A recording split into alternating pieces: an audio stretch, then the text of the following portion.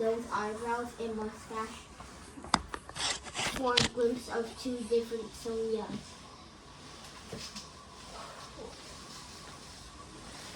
Sonia pressed themselves upon him, recreating in his memory of the smell of burning corpse that had blurred with the thrill of the kiss.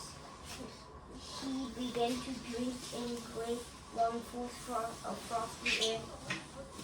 He glanced down at the speeding earth and up at the glittering heavens, and he knew that he has... Too close. Okay. Love you. Love you.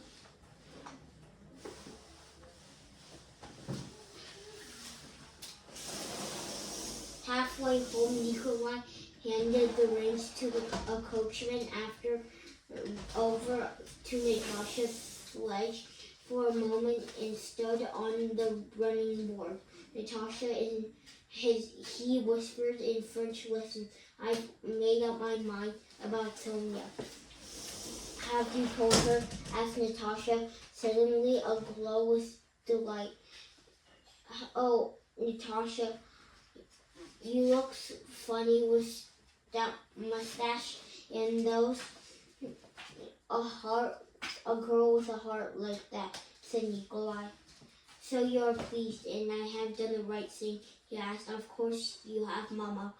I had a few words about it only the other day. Mama said she was setting a trap for you. She said that I almost lost my temper with her. I won't have a bad word or thought about Sonia. There's nothing but good in her. So it is the right thing to do," said Nikolai, closing, examining the look on her face to see whether she was telling the truth. Then he locked off the sledge, crunched down into the snow, and dashed back, complete with a happy mustache and smile with sparkling eyes, and peeping out with the stable hut. And this was Sonia. The Sonia was now certain to become happy and loving future-wise. When they got home, the young ladies described to the Countess how much they enjoyed their visit, and then the mustache went off to their room. They undressed for quite some time, just taking their mustaches, and then sat for quite some time just taking about how happy they were.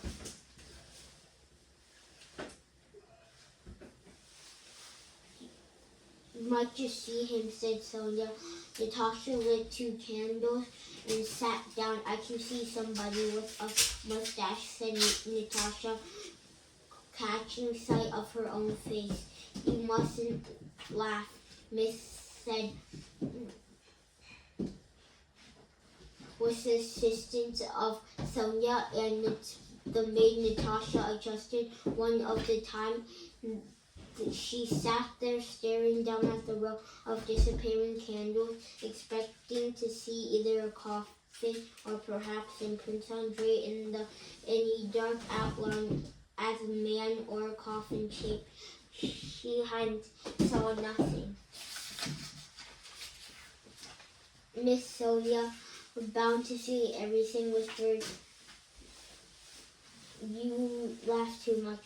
Sonia heard these words, and it told her. Natasha whispered response, "Yes, I know she'll see something when she speaks." Last year, for 2 or 3 minutes, nobody spoke. She bound to. Natasha began to whisper, but she never finished her sentence. Suddenly, Sonia pushed the mirror away and put her hand over her eyes. "Oh, Natasha," she said, Did you see something? Come on, what is it? Cried Natasha. I told you, cut in, keeping the mirror from falling. Sonia hadn't seen anything. She was just about to give in and start blinking and stand up when she heard Natasha's voice saying, how or why did you cry? Yes, I did, she said. What was she doing? Standing up or laying down? No, what I saw was first was nothing. Then I saw him laying down, Andre laying down. Is he ill? Asked Natasha, her eyes transfixed with terror. No, just the opposite. His face looked cheerful, and he turned towards me and spoke these few words. She beginning to think that she had seen what she was talking about. Come on, Sonia, what happened next? Well, it wasn't very clear. Not long after Christmas, Nikolai told his mother about his love for Sonia and his absolute determination to marry her. The Countess said long been aware of recent deployments between Natasha and Nikolai. Words without commitment, and she told her son that he could marry anyone he wanted, but neither she nor his father would give their blessing to any such marriage. For the first time in his life, Nikolai felt that he was going to give away coldly, and so looking at her son, she sent for her husband, and when he came in, the Countess sat out there to give a brief and icy account of situation. But she lost control, bursted into tears of frustration, and walked out of the room. The old Countess began to appeal to Nikolai, not very convincingly, but asked him to go back on his decision. Nikolai replied that his word was his bond, whereupon his father signed from obvious embarrassment, made no further comment, and went off to see the Countess. In every confirmation was his son. The old Count was plugged by guilty. It's hardly to turn of his son for refusing to marry Sonia, the girl with no dowry.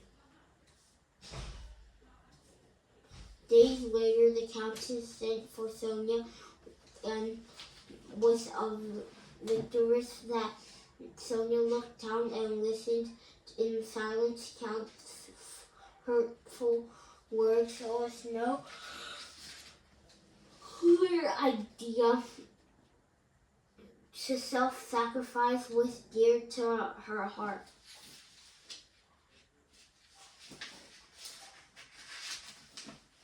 An adult,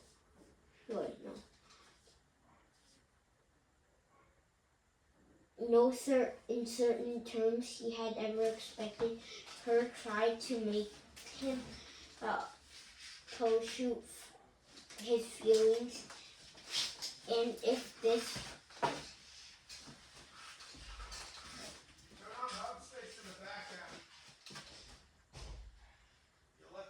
shut up, she was virtually screaming to drown him down. Shitty goose.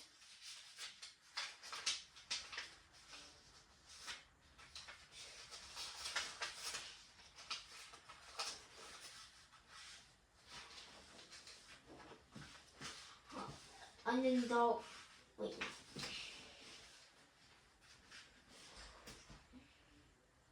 She was virtually screaming to call him down. Mama, darling, is nothing to do with my poor dear darling. She babied at her mother, who was staring them in the face yet too stubborn and too worked up to give in all sort of things. In later, Nikolai, just go away. Listen to me, dear darling mom. She said to her mother. Her words may have been incoherent, but they achieved this desired effect. The Countess gave a huge gasp and buried among the emotional turmoil. Sonia was sad by having to part from Nikolai, and more so by the hostile attitude the Countess couldn't help adopting towards her. The Count was more worried than ever to discuss the state of his finances, which now determined his defensive action. They were going to have to sell the townhouse in their estate near Moscow, and this meant going to Moscow, but because of the Countess' illness, he kept. I need to go pee really bad.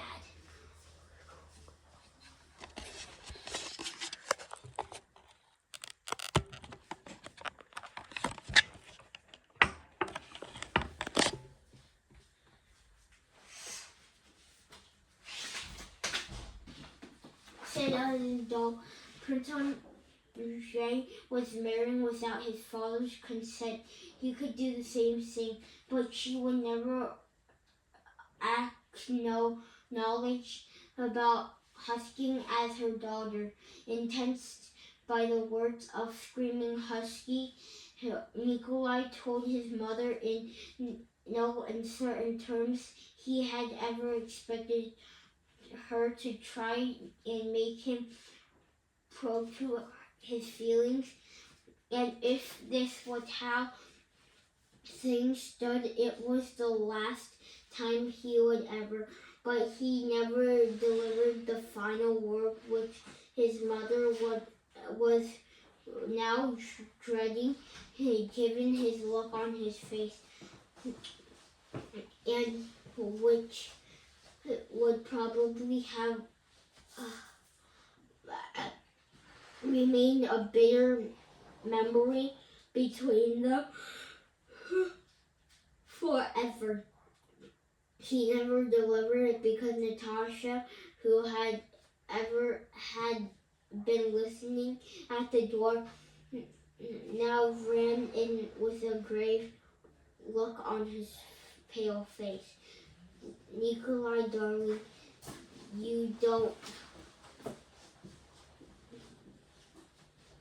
treading really no uncertain terms he had ever expected her to try and make him prostitute his feelings, and if this was how things stood, it was the last mother was now dreading, given his look on his face, and which would probably have remained a bitter memory between them forever. He never delivered it because Natasha, who had been listening at the door, now ran in with a grave look on her pale face.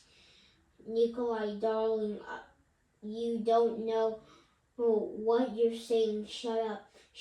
I'm telling you now to shut up.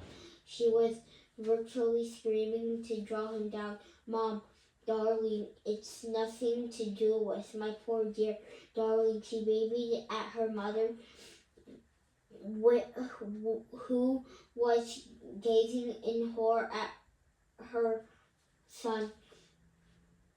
Aware that a permanent break was staring them in the face, yet too stubborn and to work up to give in.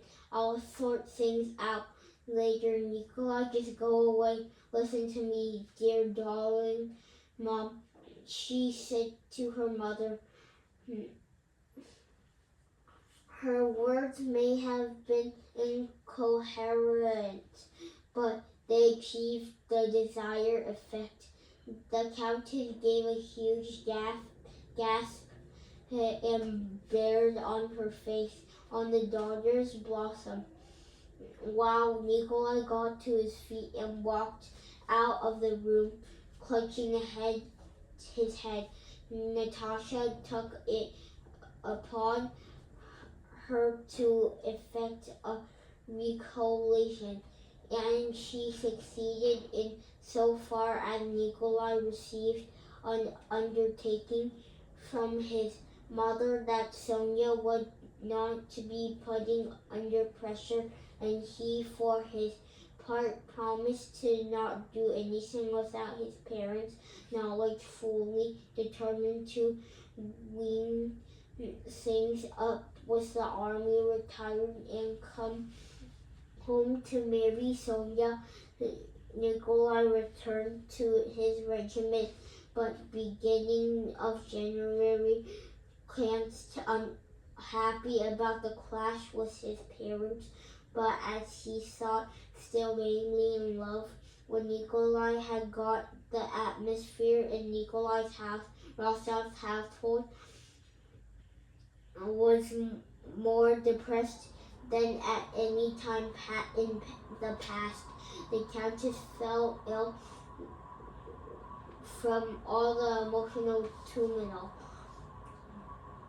Sonia was saddened by having to part from Nikolai, and more so by the hostile attitude the Countess couldn't help developing towards his finances, which now determined decisive action. They were going to have to sell the town house, but in the estates near Moscow, and this meant going to Moscow, but because of the Countess' illness, he kept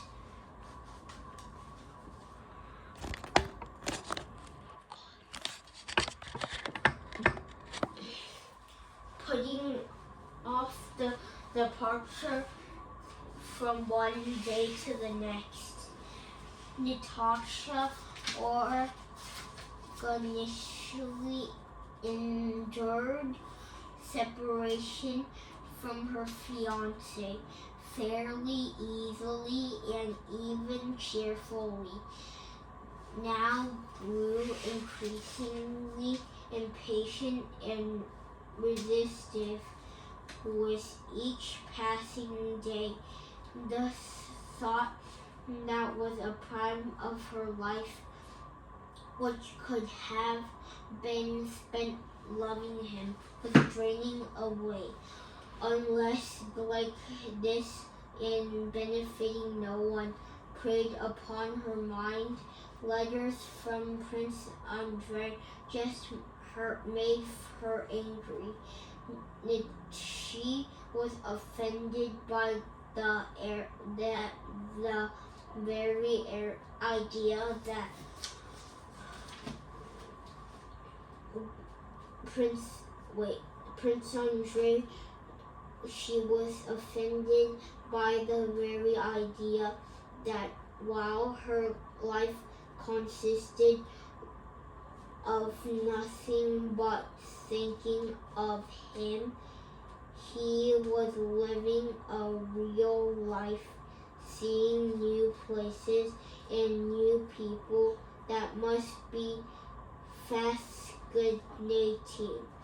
The more interesting his letters were, the more they annoyed her.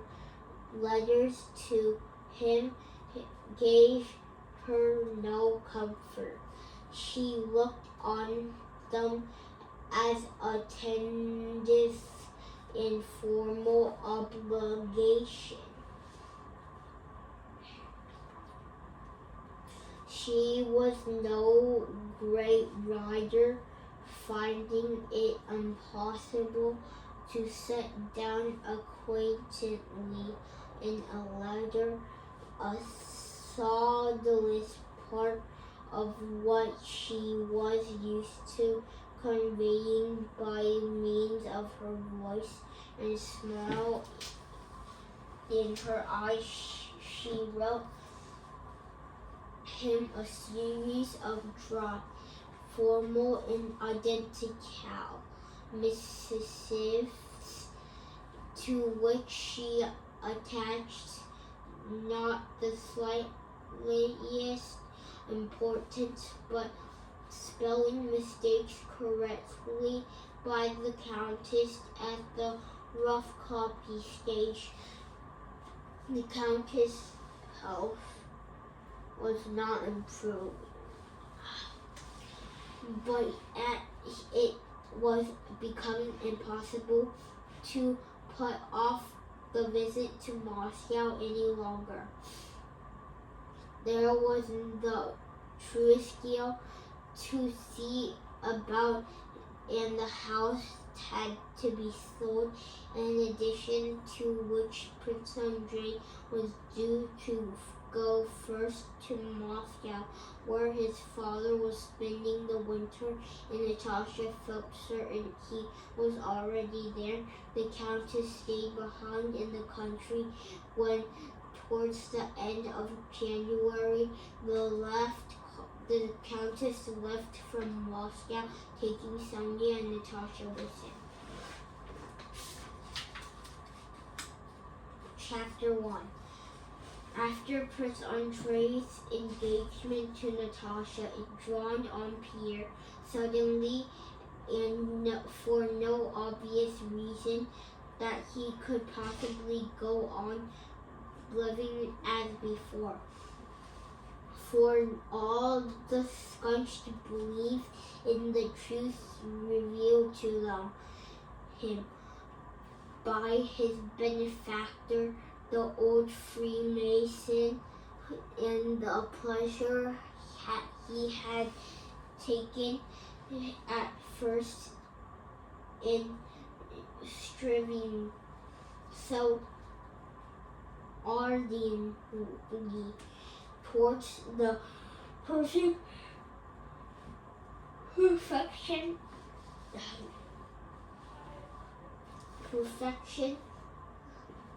of his inner self.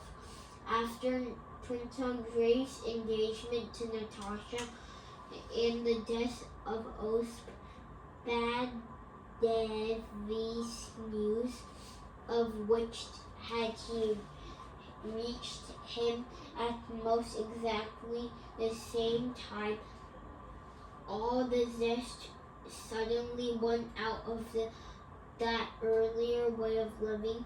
He was left with nothing but a skeleton of a life. His house was his brilliant wife, now enjoying the flavors of a very important person. Intrigue to all the levels of Petersburg society and service at the court with all its tiresome formalities. And now, suddenly, Prince Andrei was shocked by the degree of disgust that he felt for the former life. He stopped keeping a diary, shined the society of his brother Masons, and went back to his old club, drinking too much, consorting with the bachelor set, and adopting the kind of lifestyle that made the Countess Helene felt obligated to take him on the subject. Pierre felt she had right on her side, so she went down to Moscow to avoid compromising her.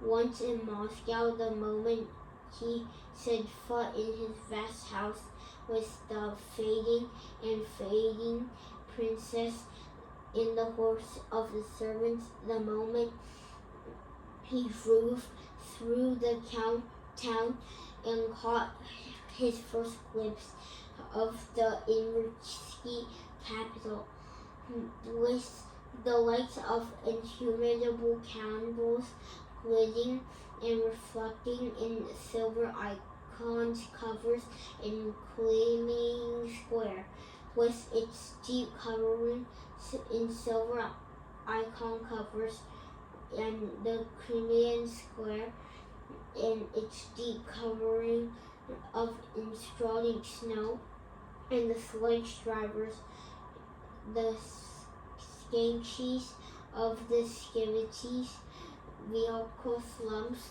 the old gentlemen of Moscow in the twilight of their lives and hurried and set in their ways, and also the old ladies of Moscow, the Moscow ballrooms, and the English club.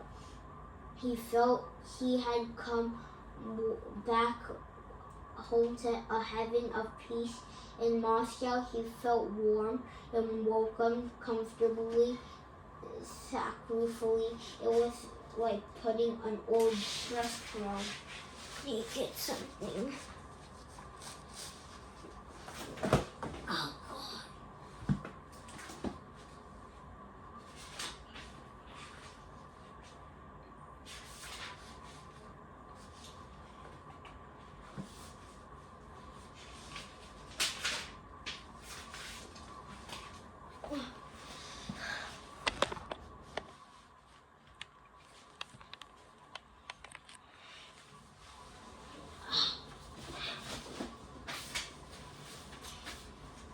All Moscow society, from the old ladies to the children, welcomed Pierre back like a long-awaited guest.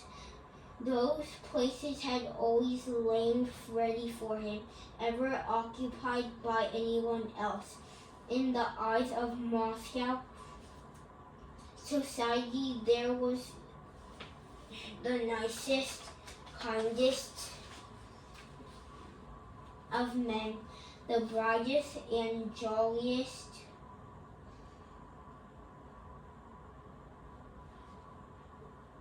and the most generous of eccentrics, a hair-brained and warm-hearted Russian gentleman of the old school.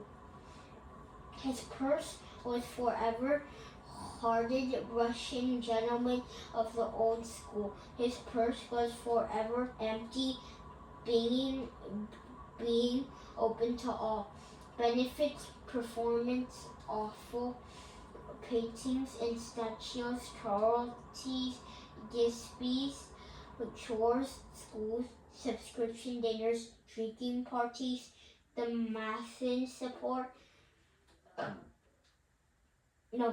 churches, book publishing, everyone and everything met with his heavily from Pierre and set themselves up as his guardians. He would have given away his last kopeck. Not a single party or dinner took place at the club without him being there. Once, after sprawling in his unusual place on the sofa after a couple bottles of Magrax, he would be surrounded by a circle of friends and fell out a friendly smile or a well-chosen bon mot from him as enough to bring peace. Masonic dinners were dull and dreadly. There he wasn't there. When he got to his feet after a bachelor's supper and yelled with a sweet smile to the entreaties of the revelers to drive off with them. Somewhere the young men would raise the roof with yells of delight and the trumps. In the ballroom, he would dance with a partner was needed. He appealed to both young girls and the younger married ladies, but he didn't flirt and was nice to everyone in just the same way, especially after supper. He a delightful man with no sex, and used to say of him always in French.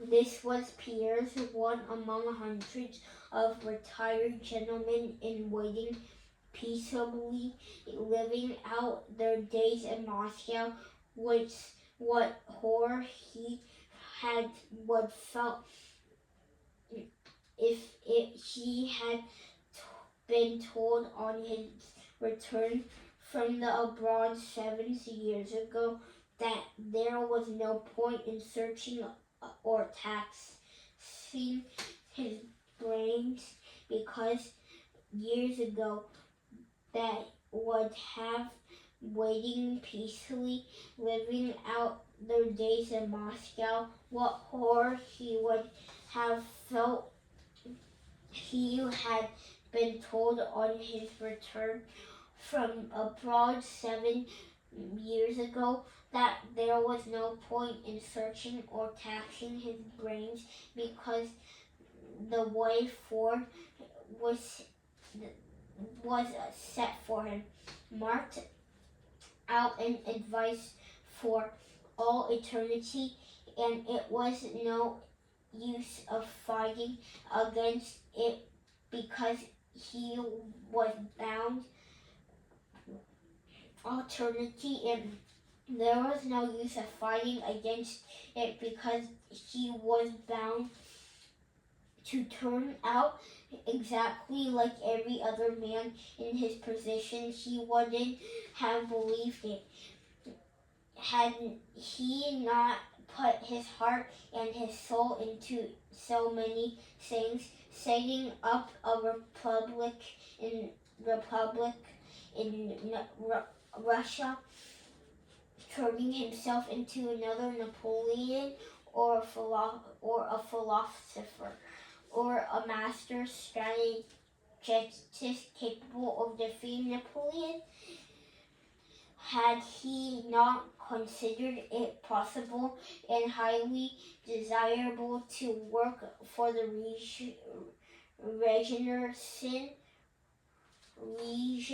of sinful humanity and bring himself to the highest degree of perfection, he had not gone about founding schools and hospitals and liberating his serfs. God, I need to go pee.